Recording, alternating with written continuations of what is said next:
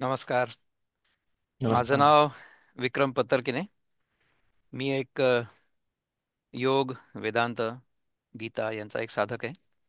आपल्यासोबत आज आहेत श्रीयुत रोहन उपळेकर. आपण त्यांचा परिचय करून घेऊ आणि मग मी त्यांना काही प्रश्न विचारेन साधकाच्या दृष्टिकोनातून. त्याबद्दल आपण चर्चा करूया. तर आपलं स्वागत आहे इथे, रोहन दादा. धन्यवाद. आपण आपली थोडक्यात ओळख करून द्याल तर आपण इथनं सुरू करूया. मी आपल्याकडे पुण्यामध्ये एक दत्त संप्रदायाची खूप अशी आदरणीय अशी एक शाखा आहे. सद्गुरू योगीराज श्री गुळवणी महाराजांच्या परंपरेतली त्या शाखेचा अनुग्रहित साधक आहे. परमपूज्य श्री गुळवणी महाराजांचे एक अधिकारी शिष्य सद्गुरू श्री मामासाहेब देशपांडे महाराज आणि त्यांचे उत्तराधिकारी परमपूज्य सद्गुरू श्री शिरीषदादा कवडे, त्यांचा मी अनुग्रहित आहे आणि त्यांच्याच मार्गदर्शनानुसार गेली 20-25 वर्ष संत वाङ्मयाचा अभ्यास करतोय. काही पुस्तकं प्रकाशित झालेली आहेत माझी आणि एक अमृतबोध म्हणून आता मासिक प्रकाशित करतो, त्याचं काम पाहतो मी. त्यात लिखाणही करतो आणि गेल्या 23-24 वर्षांमध्ये मी विविध वृत्तपत्र आणि नियतकालिका याच्यामधनं संत वाङ्मयाच्या संदर्भात काही अल्पसं लेखन करत आलेलो आहे आणि माझा आवडीचा विषय आहे हा संत वाङ्मय. खूपच छान. माझं लौकिक शिक्षण MSc plant biotechnology MSc botany झालेलं आहे पुणे युनिव्हर्सिटीमधनं आणि संत वाङ्मयाचा जमेल तसा अभ्यास करतोय मी. तर आपलं बॅकग्राऊंड जे आहे ते पुष्कळसं सारखं आहे, कारण की मी देखील शिकलो तर पहिले केमिकल इंजिनिअरिंग अंडर बर. ग्रॅज्युएटमध्ये, परंतु मला बायोकेमिकल प्रोसेसेसमध्ये जास्त इंटरेस्ट आहे. मी एन्व्हायरमेंटल इंजिनिअरिंगमध्ये PhD केलं. बर. तेव्हा मला बायोकेमिस्ट्री, मायक्रोबायोलॉजी हे दोन्ही विषय शिकायचा हम्म. योग आला. आणि मग त्यानंतर जे काम केलं व्यावसायिक, त्याच्यामध्ये याचा उपयोग पुष्कळ होतो.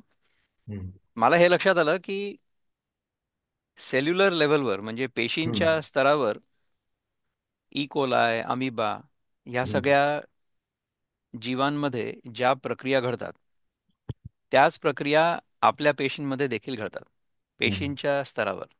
म्हणजे बरोबर. भगवद्गीतेमध्ये जसं भगवान म्हणतात की अहम वैश्वानरो भूत्वा प्राणिनां हम्म. देहमाश्रितः प्राणापान समायुक्त पचाम्यन्नम चतुर्विधम.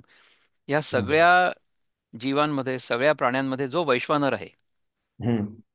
तो म्हणजे बायो एनर्जेटिक्सचा जो फोर्स आहे. बायो हम्म. एनर्जेटिक्स आपण जे शिकतो हम्म. मायक्रोबायोलॉजीमध्ये म्हणा किंवा बायोकेमिस्ट्रीमध्ये, त्या स्तरावर आपण सगळे एक आहोत. बरोबर. तरी देखील मनुष्यामध्ये आणि इतर प्राण्यांमध्ये अंतर आहे. तर मनुष्यांमध्ये आणि इतर प्राण्यांमध्ये काय अंतर आहे ह्याच्याबद्दल आपण जर काही बोलू शकलात तर मला आनंद होईल. बुद्धी हा एक अतिशय महत्वाचा फॅक्टर या दोघांमध्ये भिन्न आहे. प्राण्यांना आपल्या पारमार्थिक भूमिकेने बघितलं तर ती मनुष्य तर सर्व योनींना भोग योनी म्हटलं जातं. म्हणजे ते त्यांच्या कर्मांचे भोग भोगून संपवण्यासाठी त्या योनीमध्ये गेलेले असतात. मनुष्याला कर्मांच्या भोगांच्या संपवण्याबरोबरच प्रगती पण साधण्याचा एक मोठा भाग दिलेला आहे. म्हणजे त्याला त्या भोगांच्या चक्रातनं सुटण्यासाठीचा प्रयत्न करण्याची बुद्धी या एकाच ह्याच्यात दिलेली आहे. त्यामुळे मनुष्य तर प्राण्यांचा आणि मनुष्याचा याच्यातला अंतर्बुद्धी आहे. बुद्धी म्हणजे जिला चांगलं किंवा वाईट हे समजण्याची किंवा हे अनालिसिस करण्याची किंवा म्हणजे बायफर्केट करण्याची जी कपॅसिटी आहे, ह्या दोन गोष्टी त्याला बुद्धी म्हणतात. आणि ती त्या प्राण्यांमध्ये केवळ आहार, निद्रा, भय आणि मैथून एवढ्या चारच गोष्टींपुरती आहे. त्या व्यतिरिक्त त्यांची बुद्धी चालत नाही. त्यांना खाणं किंवा मेट मिळवणं किंवा संरक्षण स्वतःचं करणं, आपली प्रोजेनी वाढवणं आणि आहे ते जीवन कंठणं, एवढ्याच गोष्टीपुरती बुद्धी वापरता येते. तर मग मनुष्यालाच फक्त. ह्याच्यावर मला तुम्हाला एक प्रश्न विचारायचा आहे की असं जर आहे, हम्म. तर मग मनुष्य जीवनाचं विशिष्ट ध्येय हम्म. इतर जीवांच्या तुलनेत काय असायला हवं? साक्षात्कार हा एकच त्या मनुष्य जीवनाचं ध्येय. कारण त्या बुद्धीचं जे शेवट आहे ना, ते माऊलींनी ज्ञानेश्वरीत ते म्हणून ठेवले की या बुद्धीची लाणी शेवट काय आहे तर परमात्मा हीच त्या बुद्धीचा शेवट आहे. कारण त्या परमात्म्याला पाहू शकणारी फक्त बुद्धी आहे. मन पाहू शकत नाही, चित्त पाहू शकत नाही, अहंकार पाहू शकत नाही, पाहू शकते फक्त बुद्धी. आणि हे अंतःकरण चतुष्टय ज्याला म्हणतात, जी चित्ताच्या ज्या चार वृत्ती आहेत त्यापैकी जी एक बुद्धी आहे, ती बुद्धी फक्त परमात्म्याचा साक्षात्कार करून घेऊ शकते. म्हणून माऊली हरिपाठात म्हणतात, बुद्धीचे वैभव अन्य नाही दुजे, एका केशवराजे सकल सिद्धी, असं त्यांनी म्हटलंय. परमात्म्याची प्राप्ती करून घेणं हे त्या बुद्धीचं कार्य आहे, आणि हेच मनुष्य जन्माचा आणि इतर प्राण्यांच्या जन्मातला भेद दर्शवणारी गोष्ट आहे. मनुष्य हा परमात्म प्राप्ती करून घेऊ शकतो, इतर प्राण्यांना ती घेणं शक्य नाही, कारण त्यांना तशी अॅनालिटिकल बुद्धी दिलेली नाही. त्यांना त्यांच्या गरजेपुरतीच बुद्धी दिलेली आहे. हा एक आपल्या आणि त्यांच्यामधला भेद आहे, आणि हेच मनुष्य जन्माचं ध्येय पण आहे. ती दिलीच याच्यासाठी, म्हणजे तुकाराम महाराज एका ठिकाणी म्हणतात, जिभले तुझला काय गे धंदा, घडीभर भजगे गोविंदा. जीभ कशाला दिली आहे? आपण म्हणून चरायला दिली आहे, किंवा लोकांना चरचरीत बोलायला दिली आहे? तसं नाहीये. तुकाराम महाराज म्हणतात, घडीभर भजगे गोविंदा. भगवान श्रीकृष्णांचं, भगवान गोविंदांचं स्मरण करण्यासाठी जीभ दिलेली. तसंच हे आहे, बुद्धी कशासाठी दिली तर परमात्मा प्राप्ती. ये दुसरी लाणी नाही, असं माऊली म्हणतात. परमात्मा हाच तिचा शेवट आहे. हा फरक आहे त्या दोन. आपल्याला बघा की निसर्गाने ना अनेक गोष्टी दिलेल्या आहेत. म्हणजे आपल्याला आपलं शरीर दिलंय, आपल्या शरीरामध्ये अनेक अवयव आहेत आणि प्रत्येक अवयवाचं एक वेगळं कार्य आहे. हम्म. तर ते कार्य जर आपण निसर्गाने नेमून दिलेल्या कामासाठी जर केलं खरंच, तर आणि तेवढंच जर केलं, तर ते सगळे अवयव अतिशय कार्यक्षमतेने कार्य करू शकतात, हम्म. असं आपण जर आपण विचारपूर्वक बघितलं आणि त्याचं अध्ययन केलं तर समजू शकतं. पण बरोबर. त्याच्यापेक्षा जास्त जर आपण त्या कुठल्याही इंद्रियाचा अवयवाचा वापर केला तर मग त्या हम्म. अवयवाची झीज होईल. बरोबर. पुष्कदा काय होतं बघा की आपली जीभ जी आहे ना ही फार काय म्हणतात की धोकादायक हम्म. आपला एक इंद्रिय आहे. की हम्म. जिभेवर एखादी वस्तू आपण ठेवली तर जिभेचा गुणधर्म असा आहे की तो आपल्याला त्याची चव सांगतो. हम्म. तर निसर्गाने आपल्याला काय दिलेलं आहे की ह्या जिभेवर आपण पदार्थ ठेवल्यानंतर तो पदार्थ आपल्या शरीरासाठी उपयुक्त आहे किंवा नाही हे फक्त तिने सांगावं. त्याच्या पलीकडे आपण तिचा जर उपयोग केला, हम्म. म्हणजे जर चवीला एखादी गोष्ट चांगली लागली तर हम्म. आपण ती जास्त खाल्ली, असं जर हम्म. झालं तर मग आपण तिचा दुरुपयोग केला असं होईल. तर मला हम्म. ह्याच्यावर तुम्हाला दुसरा प्रश्न विचारायचा होता की हे जे आपल्या जीवनाचं जे ध्येय आहे, तुम्ही मला सांगितलं की हम्म. परमात्म्याची प्राप्ती किंवा परमात्म्याची ओळख, हम्म. तर तिथे जाण्याकरता आपल्या इंद्रियांवर जे संयमन आपण करायला हवं, मुख्य आपल्या जिभेवर, हम्म. त्याच्याबद्दल आपण काही सांगू शकलात तर मला फार बरं वाटेल. आमच्या परमपूज्य सद्गुरू श्री मामासाहेब देशपांडे महाराजांचे वडील पूजनीय दत्तोपंत एक फार गमतीशीर विधान करायचे या संदर्भात. ते म्हणायचे की एक जो जीव आहे, त्या राजाच्या दोन पत्नी आहेत. एक जीभ आणि दुसरी पोट.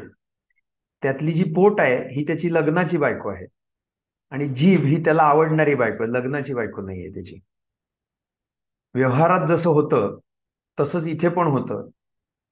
तो जीव जिभेचे चोचले पुरवण्याच्या भानगडीत पोटावरती अन्याय करतो. तर अगदी हीच गोष्ट तिथे होत राहते. तिचं जिभेचं ऐकता कामा नये, पोटाचं ऐकलं पाहिजे. म्हणून मानवेल तेच खावं, आवडेल ते खाऊ नये, असं त्याचं हे आहे. आवडतं म्हणून जास्त खाल्लं तर कशाचंही अजीर्ण होईल. आवडतं म्हणून एखादी गोष्ट जास्त केली, कुठल्याही इंद्रियाचा वापर केला, तर तो त्रासदायकच होणार आहे. किती खावं, तर त्याला माऊलींनी एक छान 6व्या अध्यायामध्ये हे दिलंय की मितलिया पावली चालीजे, मापितला बोल बोलीजे, निद्रे ही मान दिजे एके वेळा, अशा त्यांच्या त्या 6-7 ओव्या आहेत त्या युक्ताहार विहारस्य, त्या श्लोकाच्या विवरणातल्या. तिथे ते म्हणतात काय, तर किती खावं, तर अनशनाचे नि पावके, हारपती प्राणपोखे असं. म्हणजे भुकेनी प्राण कंठाशी येतील इतका उपास करू नये, आणि खाऊन तडस लागेल इतकंही खाऊ नये. हा त्याचा नियम आहे. म्हणजे जेवढं मानवेल तेवढं खावं, हे त्यातलं हे. पोटाकडे बघून खावं, जिभेकडे बघून खाऊ नये, असं ते म्हणायचे. ते मामांचे वडील म्हणायचे. ते अगदी खरं आहे. त्याचं कारण असं की जीभ ही डबल इंद्रिय आहे. ती ज्ञानेंद्रिय पण आहे आणि कर्मेंद्रिय पण आहे. त्यामुळे तिचा कंट्रोल ही अतिशय कठीण गोष्ट आहे. माऊलींनी म्हटलंय की जीभ कंट्रोल करणं का कठीण, तर तिचा जर फारच कंट्रोल केला तर प्राणच जायची वेळ येईल. खाल्लंच नाही एखाद्याने, काही मी जिभेवर कंट्रोल करायचं म्हणून, तर प्राण जायची वेळ येईल. कारण आपले प्राण अन्नगत आहेत. मनुष्यांचे प्राण अन्नगत आहेत. म्हणजे काय, की जे आपण अन्न खातो त्या अन्नातून आपले प्राण बनत असतात. कसे बनतात, तर अन्नाचा भाग जो खातो आपण, त्या अन्नातून आपलं शरीर पुष्ट होतं आणि काही प्रमाणातला त्याचा भाग मलातनं बाहेर पडत राहतो. आणि पाणी जे आपण, शरीर पृष्ठ होतं आणि पाणी जे आपण पितो त्या पाण्यातनं आपल्या मनाचा भाग तयार होतो. जलाचा अंशातून म्हणजे चित्ताचा भाग तयार होतो. त्यामुळे हे दोन्ही आवश्यक आहे शरीराला. तुम्ही काय खाता याच्यावरती तुम्ही काय वागणार आहात ते पण अवलंबून आहे. काही प्रमाणात तो सुद्धा त्याचा भाग आहे. अर्थात हा म्हणजे मनुष्यांच्या त्या स्तराप्रमाणे होणारा भाग आहे. पण सामान्यतः तुम्ही जे खाता ते तुमच्या वर्तनामध्ये पण दिसतं असं शास्त्र आहे त्याच्यातून. त्यामुळे जपून खावं, हे जे आलेलं आहे त्यातलं युक्त आहार म्हणजे योग्य ते खावं. ते योग्य कसं ठरवायचं हा पण एक महत्वाचा त्यातला मुद्दा आहे. तर एखादा त्याच्यामध्येही आवडतो बघा म्हणून. की गीतेमध्ये आपल्याला शेवटच्या 2 अध्यायांमध्ये 17व्यामध्ये बहुतेक सांगितलेलं आहे की हा, सात्विक आहार कसा असावा आणि मग त्याचे बरोबर, परिणाम कसे होतात आपल्यावर, तर त्याच्याबद्दल बरोबर. आपण काही सांगितलं तर ते चांगलं होईल. तोच त्यातला म्हणजे त्याची योग्यता ठरवणं याच्यासाठी तो सात्विक, राजसी आणि तामसी आहार समजून घेणं आवश्यकच आहे.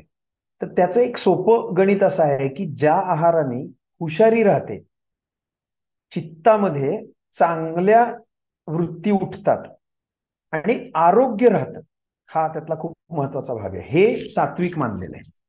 आता त्याही सात्विक आहाराचा अतिरेक झाला तर त्यांनी आरोग्य बिघडू शकतं. म्हणजे कुठल्याही गोष्टीचा अतिरेक हा टाळलाच पाहिजे, हे ते अध्यारोत धरलेलं आहे आपण.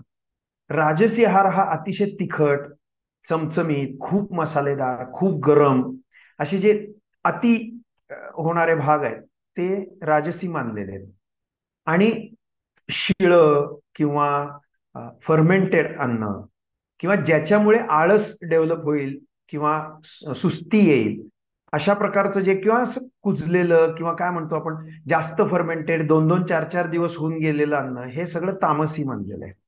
तामसी अन्न, असं माऊलींची ओवी आहे त्याच्यावर, की ते जिभेला लागल्याबरोबर आपल्या अकाउंटला पाप जमा करतं असं त्यांचं म्हणणं आहे. राजसी आहाराने दोन्ही गोष्टी होतात, त्याचं पापही लागतं आणि वर्तनही बदलतं. राजसी आहाराने तुमच्या वागण्यामध्ये क्रोध, काम हे जे षड्रिपू आहेत त्यांचं प्रमाण वाढतं.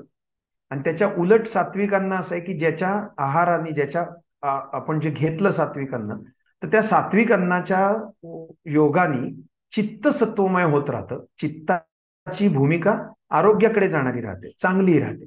म्हणजे वर्तन पण सुधारतं ना आपलं, कारण मनात जे येईल तेच आपल्या वागण्यामध्ये येत असतं पुढे. त्यामुळे त्याचा आहाराचा संबंध खूप तिथे महत्वाचा आहे. मला हाच एक प्रश्न ह्याच्यानंतरचा अपेक्षित होता, म्हणजे कसं आपली चर्चा कशी त्या दिशेने जाते बघा, की आहार शुद्धीची भावनिक स्वास्थ्य आणि बुद्धीची स्थिरता, हं, हम्म. आणि स्पष्टता यांच्यामध्ये काय भूमिका आहे? हा सात्विकाचाच भाग आहे बघा. जे ज्या गुणांचं ते अन्न आहे ना, त्या गुणाची वृद्धी ते तुमच्या चित्तवृत्तीमध्ये करणार आहे. म्हणजे मी राजसी अन्न खाल्लं तर राजसी व्यवहार माझा होईल, राजसी वृत्ती होईल. राजसी वृत्तीचं दुसरं वैशिष्ट्य आहे चांचल्य. आणि तामसी वृत्तीचं दुसरं लक्षण म्हणा, वैशिष्ट्य म्हणण्यापेक्षा लक्षण आहे आळस. आता मला सांगा, मला जर एकाग्रता डेव्हलप करायची असेल तर साहजिकच मला वृत्ती पण माझी एकाग्र व्हायला पाहिजे ना. माझी आधी वृत्ती एकाग्र होईल तेव्हा मी त्या गोष्टीचा नीट विचार करू शकेन. माझ्या जर मनात एका वेळी 100 विचार यायला लागले तर मी कोणत्याच विचारावर पक्का होऊ शकणार नाही. राजसी अन्नाचा तोच परिणाम आहे, कारण ते राजसी अन्न हे चांचल्य वाढवणार आहे ना. विचारांची स्पष्टता किंवा विचारांची एकाग्रता ही त्यातल्या प्रमाणावर पण आहे ना. विचार कमी असतील तर लवकर एकाग्र होतील, विचार जास्त असतील तर लवकर होणार नाहीत ते. तसंच सेम त्या आहाराचं आणि अन्नाचं हे आहे. ज्या प्रकारचा आहार तुम्ही घेणार त्याच प्रकारचा तुम्हाला वृत्तीचा समुच्चय मिळणार किंवा ती वृत्ती तुमची तशी होणार. त्यामुळे राजसी अन्न खाल्लं खूप तिखट तेलकट तर त्याचे भावना काय, की त्या राजसी अन्नामुळे षड्रिपूंचा, काम क्रोध लोभ मोह मद मत्सर यांची वृद्धी होते. साहजिकच आता आपण बघा, एखादा माणूस आपण म्हणतो, गीताच सांगते, क्रोधात भवती संमोहा, संमोहात स्मृतिविभ्रमः, स्मृतिभ्रंशात बुद्धिनाशो, बुद्धिनाशात प्रणश्यती. क्रोध हा जर त्या राजसी अन्नाचं फळ आहे, तर त्याचा शेवट प्रणश्यती आहे, नाश होतो सगळ्या गोष्टींचा. आपण पण म्हणतो, चिडला की माणसाला काही भान राहत नाही, तो वाटेल ते करतो. साधं व्यवहारातलं उदाहरण आहे आपलं ते. तेच इथे आहे. तर ते, ती वृत्ती उठवेल असं जर अन्न आम्ही खाल्लं, तर तशीच वृत्ती होणार. तशी वृत्ती जास्त वेळ चित्ताला व्यापून राहिली, तर चित्त पण तसंच होणार ना. असं आहे. फार सुंदर. त्यामुळे आहार, आहार हा तिथे आवश्यकच काय आहे, कारण त्या आहाराप्रमाणे तुम्हाला विचार होणार आहेत आणि विचाराप्रमाणे कृती होत राहते. त्यामुळे चांचल्याचीच वृत्ती राहिली तर चांचल्याचीच कृती होईल. मग धड एक ना धड भारावर चिंध्या होतील. म्हणजे कुठलीच स्पष्टता राहणार नाही त्याच्यात, विचारांना नाही, वर्तन नाही. बरोबर आहे. परंतु चित्त आपण जेव्हा एकाग्र करतो, चित्त जेव्हा एकाग्र करण्याची आपली इच्छा होते, ती कुठल्या विषयावर आपण आपलं चित्त एकाग्र करायला हवं आणि कसा प्रवास हा, करायला हवा त्याच्या पुढे, याच्याबद्दल काही सांगाल आता का? हे ध्येयाच्या दृष्टीने आहे. एखादा अभ्यास करणारा असेल, विद्यार्थी असेल, तर त्याला त्याच्या अभ्यास समजून घेण्याच्या प्रक्रियेवरती त्याला त्याचं चित्त एकाग्र केलं पाहिजे. तोच जर योगी असेल, साधक असेल, तर त्याला चित्ताचाच, म्हणजे चित्ताचा लय होण्याच्याच प्रक्रियेवर त्याला त्याला फोकस केला पाहिजे. म्हणजे चित्तच संपलं पाहिजे त्याचं तिथे. त्यामुळे चित्त त्या चितीशी, भगवतीशी तदाकार होईल असा त्यांनी प्रयत्न केला पाहिजे. हा त्या कार्य, म्हणजे त्याला जे अपेक्षित आहे त्याप्रमाणे भाग आहे, पण साधकाचा विचार केला तर त्याला ते अपेक्षित आहे तिथे. आपण ना याच्या आधी एक चित्ताचे किंवा मनाचे चार भाग असं म्हटलं होतं, किंवा अंतःकरण चतुष्टय, आपण हा जो एक शब्द घेतला होता, त्याच्याबद्दल थोडंसं सांगा ना आपल्याला. आणि त्याच्यामध्ये आपल्याला या आहार शुद्धीचा काय परिणाम होऊ शकतो त्याच्याबद्दल पण थोडंसं अंत सांगा. अंतःकरण चतुष्टय हे प्रत्यक्षात एकच अंतःकरण आहे. त्याची चार वृत्तीच्या वागण्या, म्हणजे त्या वृत्तीच्या कार्याप्रमाणे केलेले भाग आहेत. म्हणजे ज्याला अंतःकरण चतुष्टय म्हणतो, त्यालाच योग वसिष्ठामध्ये वसिष्ठ महामुनी चित्त म्हणतात. एकच तो चित्ताचा भाग आहे असं त्यांचं म्हणणं आहे. आणि त्यांचं अजून एक असं सांगणं आहे की हा चित्ताचाच विस्तार म्हणजे हे सगळं विश्व आहे, असं त्यांनी तिथे सांगून ठेवलेलं आहे. तर ते चित्त चार प्रकारचं कार्य करतं. वृत्ती जी आहे अंतःकरणाची, त्यातलं जे, हे माऊलींनीच त्याचं सुंदर वर्णन, हे मैल, हे चोख, हे चांगलं, हे वाईट, असा जो निवाडा करतं, विवेक करतं एखाद्या गोष्टीचा, तिला बुद्धी म्हणतात. चिंतन करणारं जे, एखादी गोष्ट पुन्हा पुन्हा करत राहण्याची गोष्ट आहे, त्याला चित्त म्हणतात, वृत्तीला त्या. ज्याच्यामध्ये सारखं संकल्प विकल्प, मनाचे संकल्प उतरंडी उतरी रची असं माऊली म्हणतात. मनाचं सतत काहीतरी नवीन तयार करायचं, ते खोडून काढायचं, नवीन परत करायचं, परत ते मोडून काढायचं, ही जी विचारांची सततची चाललेली हालचाल आहे, त्याला मन म्हणतात. आणि सत्ता त्यातली, म्हणजे आपण जरी सगळं काही करत असलो तरी मी कोणीतरी आहे, ही जी आपल्या अंतःकरणातली एक फर्म भावना असते ना, तो अहंकार आहे आपला. ह्या चारही अंतःकरणाच्याच वृत्ती आहेत आणि यांचं कार्य आहे, यांची आवश्यकता पण आहे सगळ्या गोष्टीला. पण यांचा हळूहळू लय होणं पण अपेक्षित आहे. त्या सगळ्यांचा लय भगवतीमध्ये, भगवंतांच्या शक्तीमध्ये, त्या प्राणांमध्ये होणं अपेक्षित आहे. तरच ते अंतःकरण चतुष्टय विलीन झालं त्या चितीमध्ये. चित्ताचा जो, जे म्हणजे ज्या चितीपासून तो स्पंद निर्माण झालाय, चैतन्यापासून चिती, परब्रह्मापासून भगवती, भगवतीपासून तिचे हे अंतःकरण चतुष्टय, त्यांचा जो प्रसव क्रम आहे हा, आणि त्या अंतःकरण चतुष्टयापासून विश्व, तर ते उलट्या क्रमाने जाताना पुन्हा त्या प्रतिप्रसव क्रमाने त्या परमात्म्यामध्ये जायला पाहिजे. ते हा त्याचा प्रवास आहे, त्याला प्रतिप्रसव क्रम म्हणतात. तर हा जो उलटा प्रवास आहे हम्म. परमात्म्यापर्यंतचा, त्याच्यामध्ये हा आहार शुद्धीचा भाग कसा येतो आणि त्याचं काय महत्व आहे त्याच्याबद्दल थोडं सांगा ना. त्याचं कारण, त्याला महत्व तिथं आहे. याचं कारण, आपल्या ज्या वृत्ती असतात ना, एक उपनिषद वचन आहे की बुद्धी कर्मानुसारिणी, असं त्याचं गणित आहे. म्हणजे आपल्या जशी पूर्वजन्मीची कर्म आहेत आपली, त्या पूर्वजन्मीच्या कर्मांप्रमाणे आपल्याला या जन्मी बुद्धी होत असते. आता त्याचा थोडाच भाग मी सांगतो, म्हणजे त्या कर्म सिद्धांताचा विषय नाही, पण काही लोकांना ते समजत नाही किंवा नीट क्लॅरिटी यावी म्हणून. आपल्या कर्माचे तीन भाग असतात, ज्याला एकाला संचित म्हणतात, एकाला प्रारब्ध म्हणतात आणि एकाला क्रियमाण म्हणतात. तर त्याला एक उदाहरण नेहमी दिलं जातं, ते म्हणजे आपले काही बँकेत पैसे असतात, काही फिक्स डिपॉझिटमध्ये आपण ठेवलेले असतात, काही पैसे आपण काढून आणलेले असतात, आणि काही पैसे आपण खिशात घेऊन फिरत असतो वापरण्यासाठी. तसं ते जे बँकेतले पैसे आहेत ज्यांना आपण हात लावत नाही त्याला संचित म्हणतात, सांभाळून ठेवलेले, जे त्यातनं आपण या जन्मासाठी काढून आणलंय. या जन्म काही दिवस आता ह्या महिन्याचा खर्च करण्यासाठी म्हणून आपण काढून आणलंय, त्याला आपण म्हणतो प्रारब्ध. आणि त्याच्या योगाने जे अगदी कमी जास्त होतात, जसं खिशातले पैसे जातात, काहीतरी वस्तू येते, काहीतरी वस्तू विकली त्याच्या बदल्यात आपल्याला पैसे येतात, ही जी प्रक्रिया होते त्याला क्रियमाण म्हणतात. यातलं प्रारब्ध जे असतं ते डिसाइडेड असतं. ते या जन्मासाठी मी रोहन उपळेकर म्हणून ही एक एंटिटी जन्माला आल्यापासून मरेपर्यंत मी काय करणार, हे याला प्रारब्ध म्हणतात. त्याच्यात फारसे बदल होत नाहीत, म्हणजे ते ठरलेलं असतं, डिसाइडेड असतं. क्रियमाण मी वाढवतो, म्हणजे मी पैसे खर्च करायचे का पैसे वाढवायचे माझे, हे माझ्या हातात आहे. प्रारब्धाच्या योगाने मी जे जास्तीचं करतो ते क्रियमाण आहे. म्हणजे त्याला एक उदाहरण दिलं जातं की रस्त्यातनं जाताना माझं कोणाशी तरी भांडण झालं, मी चिडून त्याला एक कानाखाली मारली, त्यांनी मला दोन मारले, तर हे झालं क्रियमाण. तेच जर मी नुसता सरळ निघून गेलो असतो त्याच्याशी न भांडता, तर मला दोन खायची वेळ आली नसती. हा त्या प्रारब्धाचा भोग अशा प्रकारे झालेला आहे त्या क्रियमाणाच्या रूपाने, किंवा वाढ होईल, कमी होईल काहीतरी. आणि संचित वेगळंच आहे, ते या जन्मात आपण वापरतच नाही, ते पुढच्या जन्मांसाठी ठेवलेलं आहे. आणि या दोन्हीनी त्यात पण वाढ होत राहते. म्हणजे समजा त्या माणसाचं माझं रस्त्यात भांडण झालं, तिथलं तिथं संपलं असं वाटलं, पण प्रत्यक्षात तो घरी गेला आणि चार माणसं घेऊन आला मारायला. तर हे कसं आहे, हे मी त्या म्हणजे मी उदाहरण दिलंय की त्या प्रारब्धाच्या क्रियमाणाच्या योगाने संचितात वाढ झाली, मला पुन्हा काहीतरी भोगायला लागेल. आता हा भाग इथे प्रारब्ध म्हणूनच येणार, कारण माझ्या या जन्माचा आहे. पण मला सांगायचं असं की त्या क्रियमाणाच्या योगाने काहीतरी नवीन तयार केलं जातं, ते संचितात ऍड होऊ शकतं, काही वेळेला संचितात ते काढलंही जाऊ शकतं, अशी त्याची ऍडजस्टमेंट होत असते. हे जे मी या जन्मासाठी घेऊन आलेलो प्रारब्ध आहे, ते माझं प्रारब्ध मला काहीतरी वृत्तीचे तरंग उठवत राहत अंतःकरणात. म्हणजे जसं एखाद्याच्या प्रारब्धात तो मेडिकलला जाणं आणि डॉक्टर होणं अपेक्षित असेल, तर त्याच्या अंतःकरणामध्ये आपोआपच त्या मेडिकल फील्डची आवड, त्यातला अभ्यास, त्याकडे लक्ष जाणं, त्याकडे एकाग्रता होणं, असा भाग हळूहळू सुरू होतो. नंतर तो त्या दिशेने प्रवास करून डॉक्टर होतो किंवा मेडिकल फील्डशी जोडला जातो. हे जे बुद्धी कर्मानुसारिणी होणं आहे ना, हे तिथे खूप महत्वाचे. त्या कर्मानुसार होणाऱ्या बुद्धीला आहार पण सपोर्ट करत असतो. तो तिथे कोणत्या प्रकारचा आहार तुम्ही घेताय त्याप्रमाणे त्या बुद्धीचे कोणत्या प्रकारचे संस्कार जागे व्हायचे ते ठरणार आहे.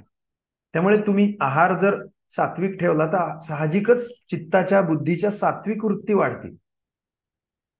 तसंच इतर दोन्ही गोष्टींच्या बाबतीत आहे. क्रियमा म्हणजे तामसी आणि राजसी गोष्टींनी पण त्या वृत्ती वाढतील, त्या वृत्तींना पूरक असणारी कर्म होतील हातातून, आणि मग पुन्हा प्लस मायनस चालूच राहील त्याच. त्यामुळे आता आहाराचा ह्याच्यामध्ये भाग बघा तिथे की महत्वाचा आहे. गीतेमध्ये भगवान सांगतात आपल्याला की आपण कर्म तर करायला हवं, हम्म. परंतु त्या कर्माचं जे काही फळ असेल त्याच्याबद्दल आपल्या मनामध्ये आसक्ती नको. हम्म. पण तरी देखील आपण कर्म न करणं हे बरोबर नाहीये. कर्म करत हो, राहणं आपल्याला आवश्यक आहे. अपेक्षित आहे. हा. हं. तर अशा प्रकारे हे कर्म आपल्या काय म्हणेन की गळ्यामध्ये अडकलेलंच आहे. हम्म. आपण तर त्या अडकवून घेतो. तर त्या कर्मापासून आपली सुटका कशी होऊ शकेल? कारण की कर्म करत राहिलं होतं, कर्मफळ आपल्याला हा. मिळतच राहील. मग ह्याच्यातनं सुटका कशी होऊ शकते मनुष्याची? त्यालाच तर माऊलीने एक फार सुंदर ओवी घातली, आणि मला ते खूप आवडतं त्यांचं हे. त्यांनी म्हणलंय नाव कशी असते, नाव ही पाण्यातच असते, पण पाण्याच्या पलीकडे नेते तुम्हाला. तसं ते कर्म आहे, ते कर्म पण नावेसारखं आहे. तुम्ही ते कसं करता, त्या कर्माचे बंध दोन आहेत सांगितलेले.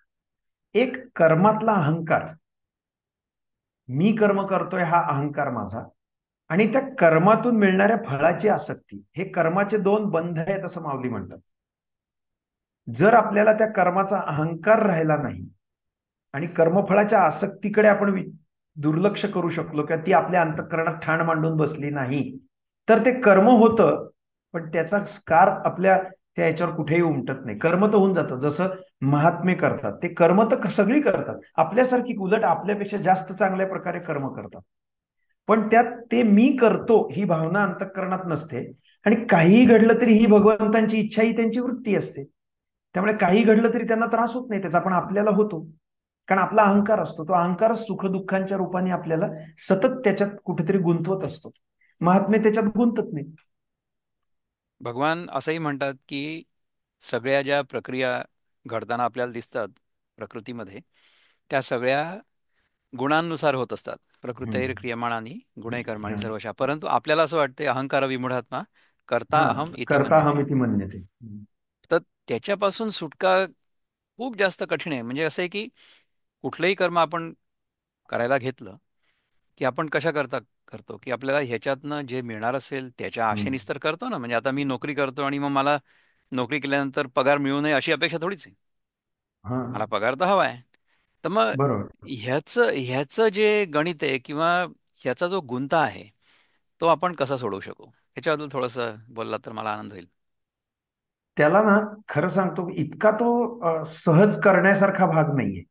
पण त्याला एक भाग असा दिलेला आहे त्यांनी, की कर्म करायचं पण कर्माच्या फळात गुंतायचं नाही. म्हणजे काहीही मिळालं तरी वृत्ती बदलू द्यायची नाही आपली, हा त्यातला भाग सांगितलाय. म्हणजे मी पगार मिळणार, मला मी तो पगार आवश्यकतेप्रमाणे खर्च करणार.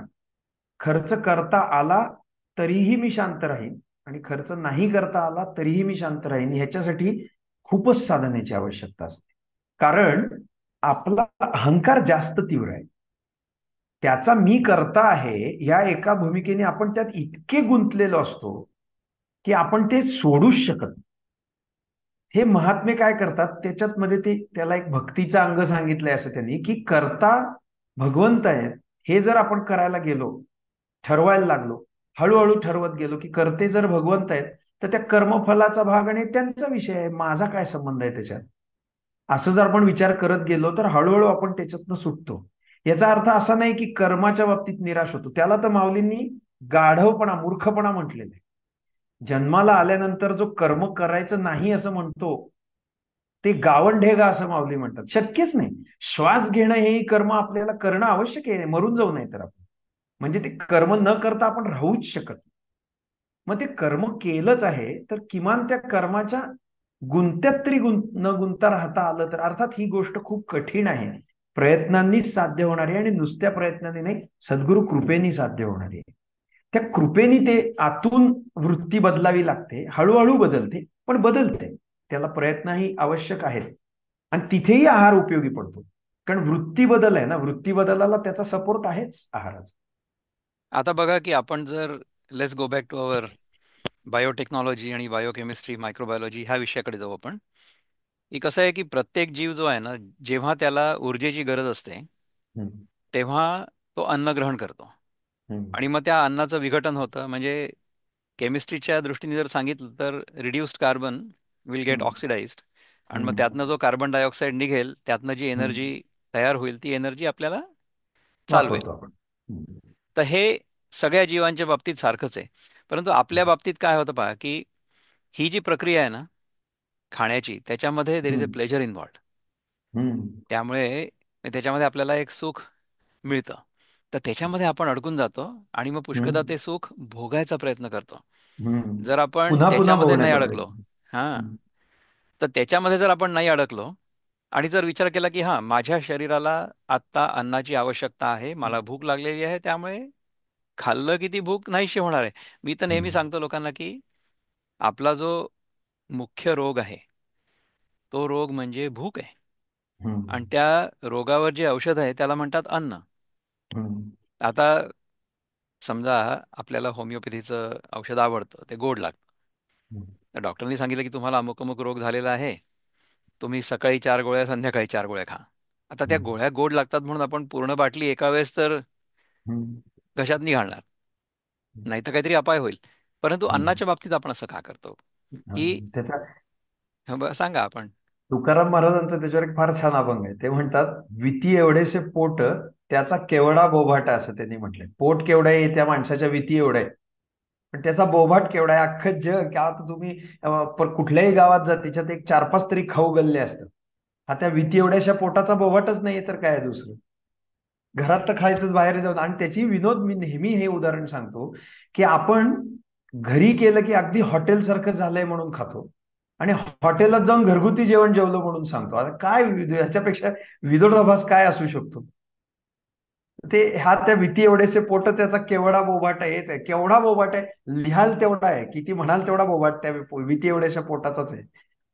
आता इथं ती वृत्तीच आहे, परत पुन्हा कर्मानुसार जाणारी आहे. समजत नाही का मला सांगा, ज्याला डायबिटीस झालंय त्याला कळत नाही का की आपण हे गोड खाल्लं की आपण मरणार आहोत. कणाकणाने आपलं शरीर नाश होतंय त्या डायबिटीसमुळे, सगळं कळत असतं. पण त्याला काय वाटतं, आत्ता एवढं खाऊन घेऊ, बघ बघू, थोडंसं जास्त व्यायाम करू, थोडंसं इन्शुलिन जास्त घेऊ, असं म्हणतो की नाही.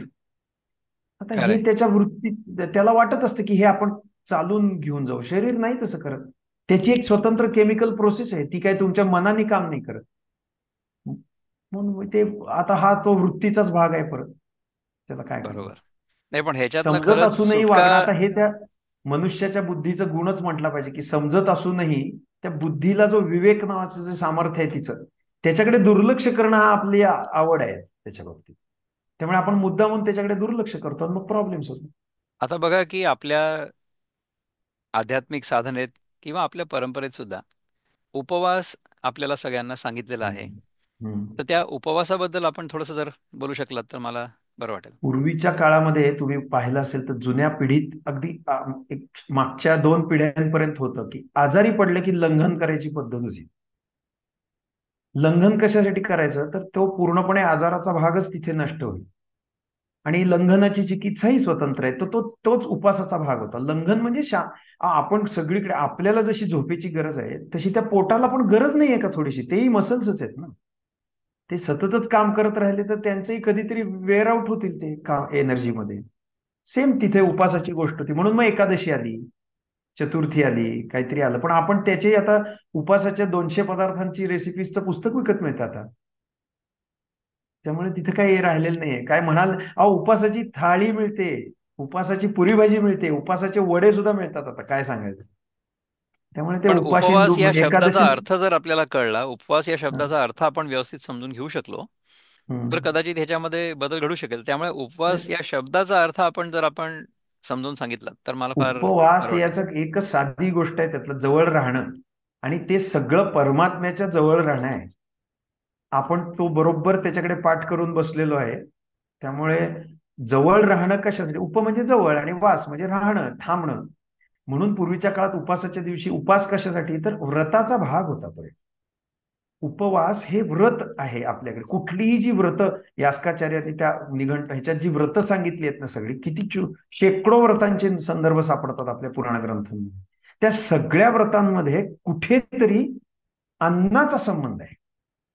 काहीतरी अन्नाचा संबंध आहे, म्हणजे अन्न न खाण्याचा तरी संबंध नाही, तर विशिष्ट प्रकारचा अन्न खाण्याचा संबंध आहे प्रत्येक व्रतामध्ये. प्रत्येक, मग नक्त भोजन असेल म्हणजे एकदाच जेवायचं, एकदा नाही जेवायचं. अहो मी एकदा जेवायचं म्हणून ओसंडून वाहणारं पान भरून खाताना लोकांना बघितले. ह्याला नाही अपेक्षित सांगितलेलं. मग त्याच्या पुढे परत घास किती घेतला पाहिजे, घासाचं प्रमाण सांगितलेलं आहे शास्त्राने. एक घास किती असला पाहिजे याचं प्रमाण आहे. मग संन्याशांनी किती घास खायचे, ब्रह्मचार्यांनी किती घास खायचे, गृहस्थांनी किती घास खायचे, याची प्रमाणं दिलेली आहेत शास्त्राने. ती कशासाठी दिली आहेत, तर ते आरोग्य टिकण्यासाठी दिलेली आहेत.